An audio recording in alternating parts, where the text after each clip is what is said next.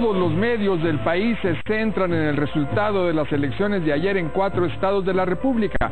Todos destacan el triunfo abrumador del PRI. En algunos se advierte que hoy empieza la campaña presidencial y en muchos se establece que el PRI quedó más cerca de su regreso a Los Pinos. Y son bastantes los medios internacionales que recogen esta información y también estas inferencias. En la agenda global arrecia en Francia la crítica a lo que llaman la salvaje cultura guiada por los medios que socava la justicia y el juego limpio en Estados Unidos. Esto a propósito del caso Dominique Strauss-Kahn, a quien la mitad de los franceses quiere ver en la campaña electoral de este año. Además, el New York Times editorializa sobre el informe de las Naciones Unidas que señala a los países en que se amenaza el derecho humano del acceso a Internet. Y sobre el estado de las libertades informativas en México, artículo 19 advierte que los cuerpos arrojados el sábado frente a 2 diarios de Mazatlán sí son intimidatorios contra los informadores de esos medios que decidieron manejar esas noticias en páginas interiores. Además, mensajes antisemitas contra el periodista agredido en Chiapas tras criticar al exgobernador Pablo Salazar. De esto y otras cosas hablaremos hoy en esta nueva emisión de la Agenda Pública, el programa de Foro TV para discutir con usted sobre lo de hoy en los medios y en los procesos de comunicación.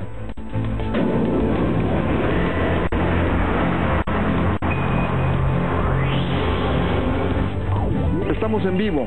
En la pantalla están las direcciones de Twitter y del Facebook para que aporte sus ideas a este espacio de discusión de los medios y los procesos de comunicación. Recuerde, los medios proponen los temas a discusión, pero ustedes disponen de qué debatir. Yo soy José Carreño Carlón y para discutir temas de hoy están con nosotros nuestra compañera de la Agenda Pública, la maestra Gaby Barkentin. Buenas noches, Gaby. Pepe, ¿cómo estás? Buenas noches. Buenas noches. Y es lunes de opinión pública y hoy tenemos a 2 exponentes expertos en comunicación política para analizar los resultados de las elecciones de ayer. El maestro Roy Campos, presidente de Consulto Mitofsky. Bienvenido, Roy. Pepe, Gaby. ¿Cómo estás, Roy? Bueno, y el doctor Ulises Beltrán, de AGC Beltrán y Asociados, que como todos los lunes está con nosotros. Bienvenido, Ulises. Encantado, Pepe, Gaby, Roy. Hola. Bueno, y no hay otro tema más destacado en la prensa nacional que las elecciones en 4 estados de la República: Coahuila, Hidalgo, Estado de México y Nayarit. Unas elecciones que hasta hace muy poco, pues solo limitaban si acaso a los habitantes de esos estados, y hoy incluso tienen relevancia internacional, Gaby. Bueno, pero ahí yo además diría, Pepe, acá decir 4 estados, también hay que ser muy honestos. No importaron los 4 estados. No, digo, eso también hay que decirlo. Finalmente lo que pasó en Hidalgo pasó bastante inadvertido, si vamos de abajo para arriba, ¿no? Ajá. Quienes estamos muy metidos en Twitter, pues desde ayer temprano leíamos ahí acusaciones de que ya llegaron al hotel y se están metiendo y no nos dejan salir y hay grupos de choque y bueno, una serie de cosas que pasaban en Hidalgo, pero estaba como ahí, Estado de México, ¿no? Cuando ganaba Jiménez Cantú, ¿a quién conmovía? O cuando no, a nadie, pero si tú ves ahorita... ¿Cuál otra? Choiset mismo, ¿no? Pero fíjense, si ven ahorita, de arriba para abajo es... Hidalgo pasa prácticamente inadvertido y luego pues vamos un poquito para arriba, ¿no? Es decir, Coahuila obviamente pues yo seguiría Nayarit, luego Coahuila y luego Estado de México, ¿no? Y ahí yo creo, Pepe, que hay que revisar, pues obviamente ya aquí lo dijimos 1001 veces, Estado de México tiene otra proyección, Nayarit importaba menos, pues un poco por lo que ahí está sucediendo. Es más, yo diría que lo que pasó en Nayarit y demás es lo que sucedía normalmente, ¿no? Lo que pasa es que lo otro jaló, es más, hubo algunos medios que solo cubrieron el Estado de México. Bueno, la prensa internacional cubrió el Estado de México, fíjate, y no de New York Times, de Los Angeles Times. Una chava estaba en Toluca, otro estaba sí, en varios puntos y otro en el Distrito Federal, concentrándolo de todos los estados. Por eso, pero Estado de México era lo que se cubría finalmente, ¿no? Que ese es un tema importante, Roy. Sí, era muy importante y la relevancia era que el gobernador era un obstáculo en su carrera por una candidatura. Quienes dicen que adelantan la elección de 2012, no. Tal vez adelanta un poco de lo que veremos de campaña de 2012. O sea, un candidato... Dice el país, lo dice bien, dice un ensayo del 2012. Sí, pero un ensayo no de la elección, sino de la campaña, tal vez. La elección, quién sabe que vaya a terminar. Pero es una elección de alguien que empieza muy arriba, que va a los debates, que hace propuestas y que tratan de tumbarlo, el otro no reacciona. O sea, ¿cómo funcionaría una campaña en el 2012? Ulises. No, bueno, sí hay un punto a destacar que es, no recuerdo, Roy, esto me lo venía preguntando en el coche, desde 91 el PRI no ganaba más de 60% en ninguna elección. Alguna aislada por ahí. En 93 ganó el 61. 61, ¿no? O sea, sí es una elección, sí, después, desde 91, 20 años atrás, el PRI no sacaba más de 60%. Una pregunta muy provocadora. A ver. Acabo de escuchar al presidente del PRI, Moreira, diciendo que son resultados históricos. No, ¿serán históricos o prehistóricos?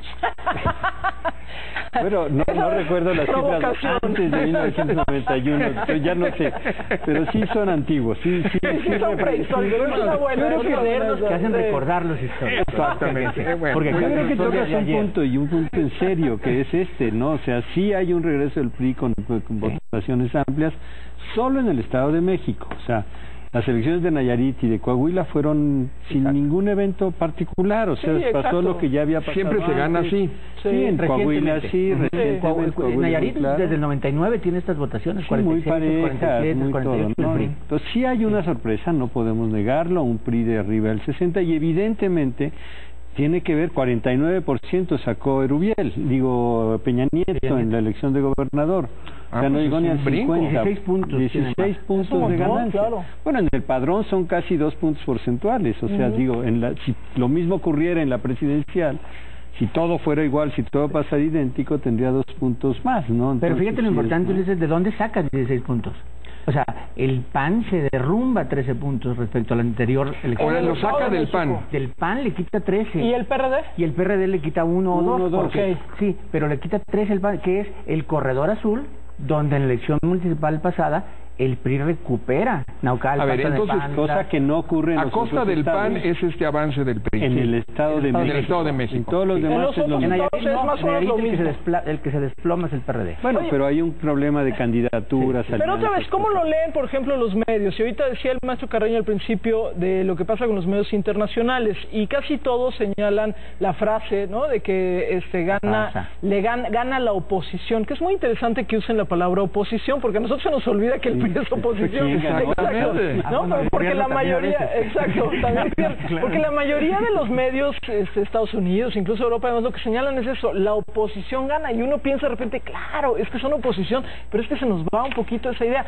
Los medios mexicanos finalmente sí se van con esta idea de decir, aquí lo tenemos, noqueó el PRI, reinaugura el PRI carro completo, arrasa el PRI, apabulla, ¿no? Ahí sí lo tenemos como más claro, ¿no, Pepe? Sí, es muy importante, Pepe, perdón, quién es, ¿no? Es el Estado de México, es Peña Nieto, y es el candidato más seguro del PRI, y es el candidato más avanzado en las encuestas, ¿no? Entonces, es claro, era una aduana que todo el mundo estaba esperando. Por cierto, estaba anunciada desde hace muchísimo tiempo.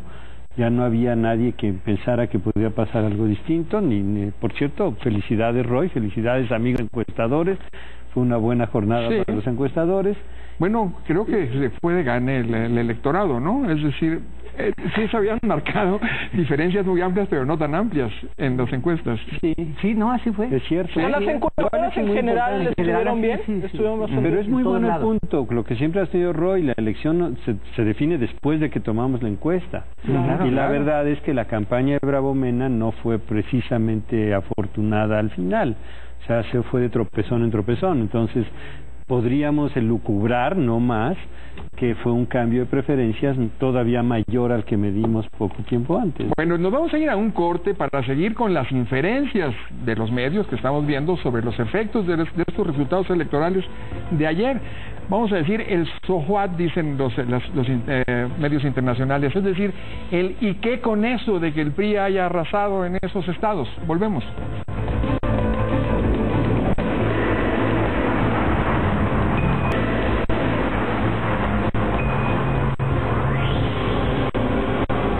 Estamos de regreso con la amplísima cobertura de los medios de México y el mundo sobre las elecciones en 4 estados mexicanos.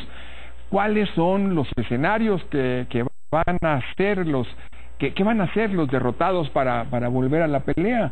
Ahora que parece que se quedaron en la cuneta y que la prensa extranjera señala al presidente Calderón como el gran derrotado. Ulises, Roy, cuéntenos.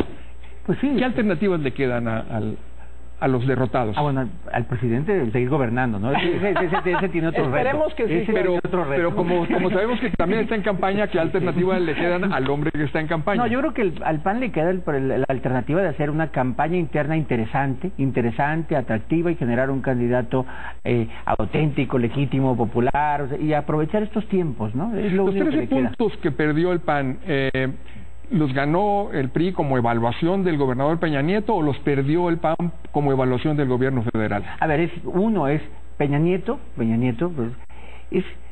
mira, cuando va México al Mundial, le vamos a México. Y sabemos que es muy débil, ¿no? Pero le vamos a México. Bueno, los mexiquenses tienen un favorito para la presidencia, que es Peña Nieto, y está en la boleta. Están votando por Peña Nieto.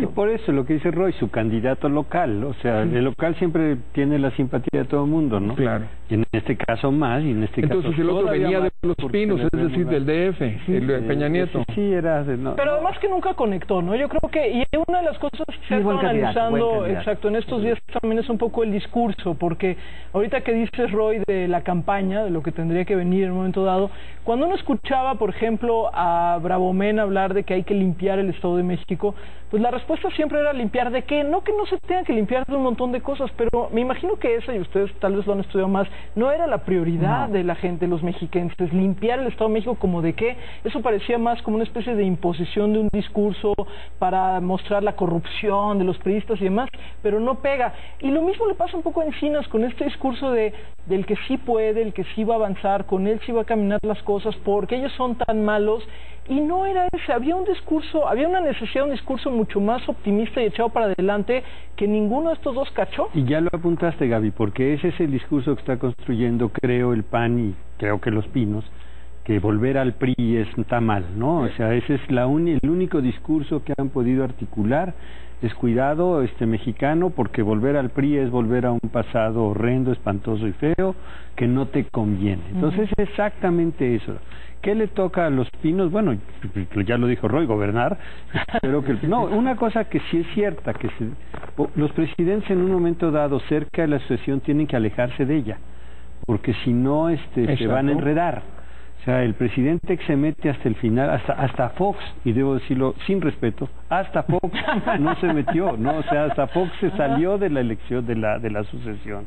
Bueno, entonces, todavía el presidente Calderón le acaba de reprochar a Fox el haberse metido de parte de Krill en la elección interna y que por eso perdió, le aceptó ser el candidato oficial, dijo. Pero después de que Calderón y después se metió con López Obrador, todo el mundo se lo reprochó también. Sí, pero lo que quiero decir es que usted se reprochó mal, pero no se metió. Pero en lo que tienes razón es en que sí, sí se castiga, digamos, la injerencia de los presidentes. Sí. Bueno, empezando por el candidato, claro. Porque pues dice, ¿qué onda? No, eres tú o yo, ¿no? Entonces, yo creo que aquí es importante lo que esta fue la última elección, bueno, falta la de su hermana en Michoacán. No, pero habrá que ver qué hace. eligió candidata. Pero o sea, bueno, no, o la interna de su hermana, no sé si se mete o no se mete, ¿no? Pero es muy importante esto, ya que el presidente no solo tiene que gobernar, tiene que saber cuándo deja de meter las manos en la sucesión presidencial y se dedica a ubicar su posición en la historia, que yo creo que se define al final del día. A ver, yo veo una pregunta para Roy, porque Roy ha sostenido que la estrategia del presidente y del PAN sería el ideal, el escenario ideal es convertir en una especie de referéndum implícito al PRI. Al PRI, es decir, sí al regreso del PRI o no al regreso del PRI, que esa sea la elección. Exacto. Lo que pasa es que ahora como que se quedó sin cartas, digamos, tendría que pasarle esa estrategia a un candidato no panista, porque no crecen los panistas. A ver, una pregunta explícita.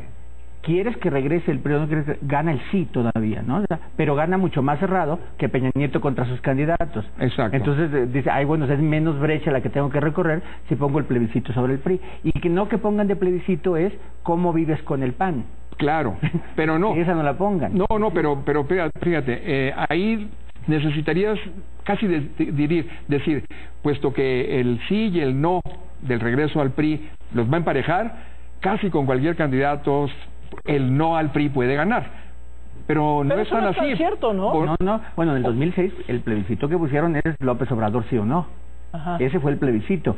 El final, sí. El Por eso, pero no es tan en abstracto decir el PRI sí o no, sino el PRI depende del candidato. Exactamente. Es que ahora es Peña Nieto, no es si es candidato también para que no... Sí, para que no lo digan claro. Si es candidato. Llega a ser candidato. Es Peña Nieto, no nomás el PRI. Y además es del PRI en cada estado. En cada estado, el PRI gobierna al 55-56% de los habitantes de este país a nivel estado. O sea, sí es gobierno, sí tiene controles. A ver, lleguemos a un acuerdo, no a un acuerdo, sino a una posición cada quien final sobre hoy empieza la campaña, dicen todos. Yo no creo, parece. Pero vamos, estoy hablando de lo que dicen los medios, sí o no. ¿Cuál es el verdadero estado de la situación hoy después de las elecciones de estos estados? Ya sé, Gaby, que el Estado de México es más importante que los demás. Yo como soy... ¿Tú como eres de otro estado? No, ¿sí? yo respeto la soberanía de todos los estados, para mí todos son iguales. Sí, claro. ¿Cuál es el verdadero estado? Mira, siempre haciendo la analogía con las carreras de autos. O sea, el mejor automóvil tiene al mejor piloto y aseguró la pole position. O sea, ¿no? Entonces, bueno, pero la carrera está para empezar. Pues todavía puede haber una ponchadura, sí, puede claro, haber los muchas pits, cosas. cuando entra pits, las llantas, la gasolina, muchas cosas. Pero inicia adelante el mejor carro con el mejor piloto. O sea, Peña Nieto con el PRI. Sí. ¿Tú, Ulises? Bueno, es obvio, el PRI tiene un candidato claro, ya no hay disputa interna, creo yo. El senador Beltrones replanteará su estrategia de posicionamiento hacia adelante. Me queda muy claro, en el PRI hay liderazgo, que es muy importante para un partido que nace y se crea en el presidencialismo, que fue muy difícil este tiempo sin presidente. Ya el PRI tiene quien lo guíe. El PRI está más avanzado que cualquier otro en las encuestas. Entonces sí, está ante una posición muy interesante, muy ventajosa. No diría yo igual a la que estaba López Obrador exactamente hace 6 años, sí, pero parecida. No tenía el mejor auto. No tenía el mejor auto, exacto. Tenía un coche abolladón, no abolladón, pero que no pasaba cuarta. Era un buen piloto, pero no tenía el partido atrás de él. Pero se dan las dos condiciones. Tiene más carisma ciertamente Peña Nieto, y segundo, entiende a los medios de comunicación, que es una pregunta que ya no dará tiempo de tratar aquí, pero es muy interesante porque se atribuye todo lo que está ocurriendo a un fenómeno creado en los medios que se llama Enrique Peña Nieto. Es un fenómeno, sin duda. ¿Creado por los medios? ¿Es solo los medios? ¿Quién sabe? No, yo no creo. Yo creo que hay una combinación de muchas cosas, de una gran operación política de tierra, ¿no? Si no, no se hubiera recuperado. Operación de medios. Una excelente operación de medios que no se puede regatear, ¿no? Y yo a eso nada más agregaría, Pepe, estaría completamente de acuerdo con lo que dice Enrique Ulises, pero agregaría que el reto va a ser quién nos va a saber contar una mejor historia. Y cuando digo una mejor historia, no me refiero a una historia que nos engañe, no, una mejor historia. Es decir, quién nos va a enamorar, quién nos va a decir cuál es el camino que queremos seguir, si va a ser un camino, digamos, más positivo, menos de ataque, no. Y conste que no estoy diciendo que estoy en contra de las campañas negativas y demás, pueden ser incluso muy útiles de pronto. Claro. Pero ¿quién va a poder poner un horizonte que sea un horizonte atractivo para que movilice el voto, la participación, el encanto? ¿Quién es el mejor storyteller? ¿Quién es el mejor contador de historias de los que hay ahorita?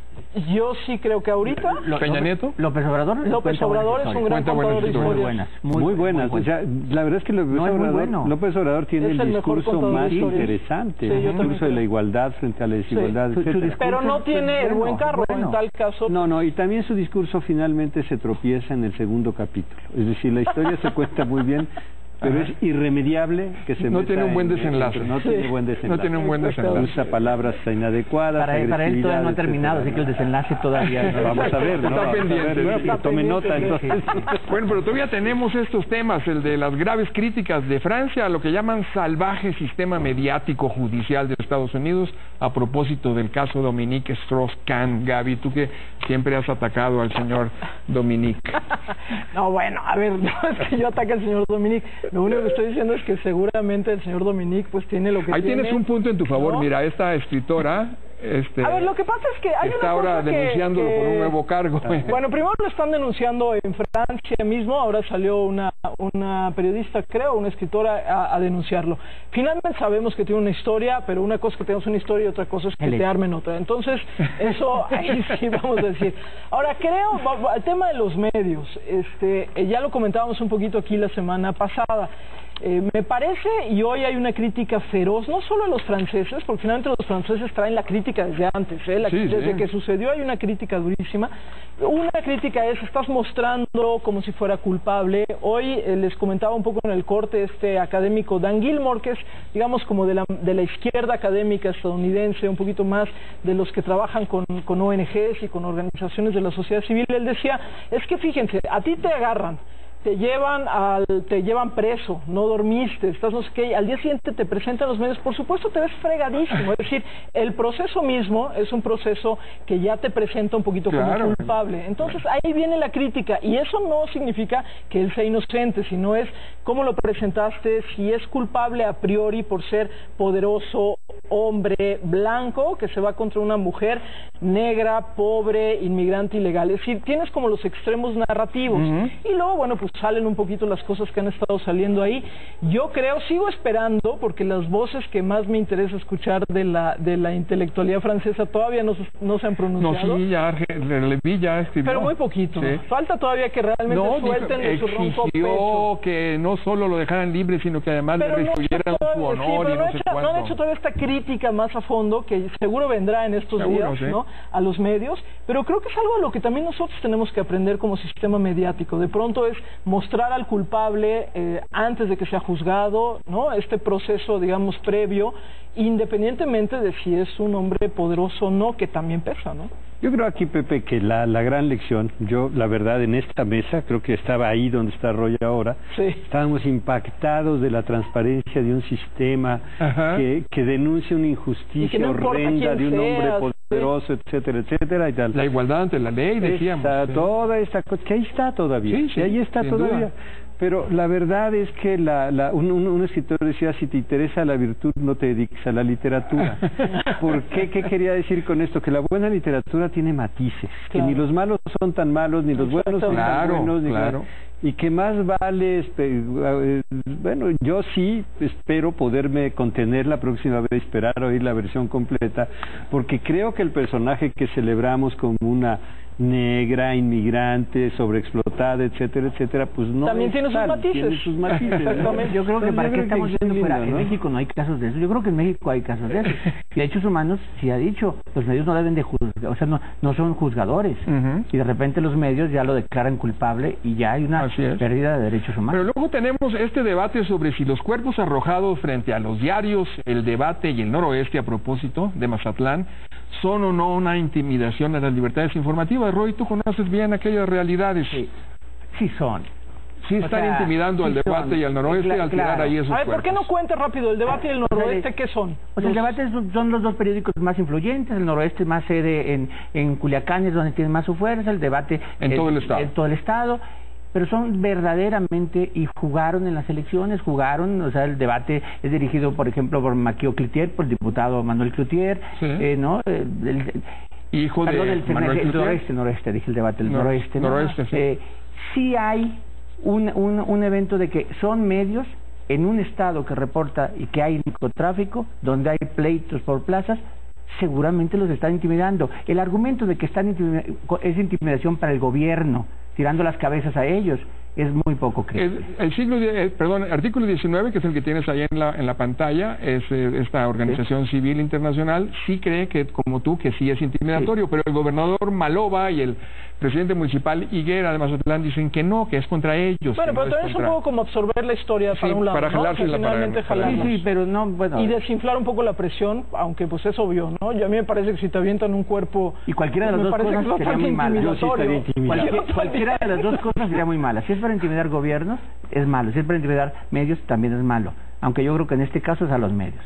Muy bien, pues el debate está en todas partes. Están también los mensajes antisemitas acompañados de la golpiza al reportero Jacobo El Necabé por sus críticas o tras sus críticas al exgobernador chiapaneco Pablo Salazar. Ulises.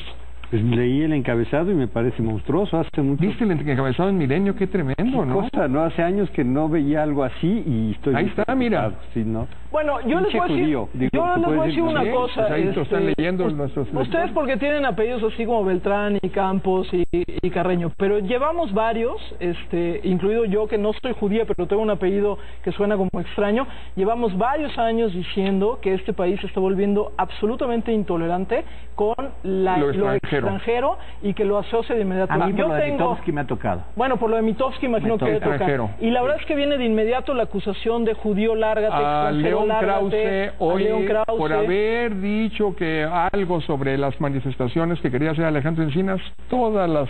Sí. En Twitter ahora, pero también otra vez por el semitismo. Expulsado del país una cantidad de veces. Esto es tan peligroso como los cadáveres enfrente de los diarios. Yo estoy de acuerdo contigo. Porque esto va creando un ambiente con una polarización. No, y un público que acaba diciendo, pues sí que tiene, no importa. ¿no? El discurso de odio muy pronto lleva al acto de odio y eso que no se nos olvide, de veras, que no se nos olvide. Estoy total. Yo creo que estamos viviendo, en todas partes estamos viendo estos problemas, ¿no? Los estamos viendo en la discusión sobre los efectos de los medios en Francia, en Estados Unidos, en México, en Naciones Unidas ahora con Internet, ¿no? Es decir, hay un informe muy fuerte también contra los gobiernos que están atentando contra el derecho humano de acceso a Internet. Pero se nos acabó el tiempo. Muchas gracias, Gaby. Gracias. Muchas gracias, Roy. Gracias. Muchas gracias, Ulises. Muchas gracias a ustedes por discutir los medios con nosotros. Nos vemos en la agenda pública de mañana martes. Los invitamos a que continúen con Guillermo Ochoa y Gil Begovich. Buenas noches y buena suerte.